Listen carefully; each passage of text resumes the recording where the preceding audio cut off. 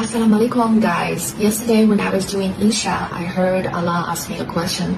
Do you have any regrets after converting to Islam? Allah knows everything. He knows that recently I have received a lot of judgmental, even hatred comments and messages from both Muslim and non-Muslim. So he asked me if I have any regret.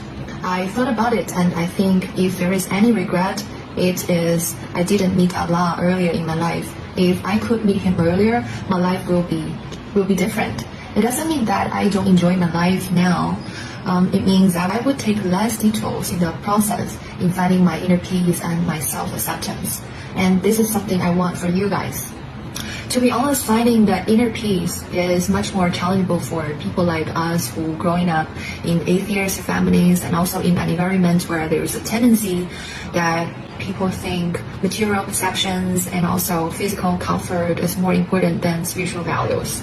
In our growing process, there are a lot of times we may feel we need a shoulder to cry on. This need is right, but also it may lead us to wrong people or wrong methods that may be creating more chaos or traumas in our life. No matter you want to heal your intimate relationship or you lost the pain of someone or past traumas and so on. Take myself as an example. In the past few years, I spent a lot of time and money on things like therapy, meditation, traveling, and yoga, and so on to heal myself. They helped, but none of this truly made me feel constant peace until I started to believe in Allah and pray. Because the true inner peace doesn't come from the outside things. It comes from within ourselves, within our hearts. And building a relationship with Allah requires our hard work. It's a process of facing our fears, our doubts, our difficult questions, and also change ourselves inside and out.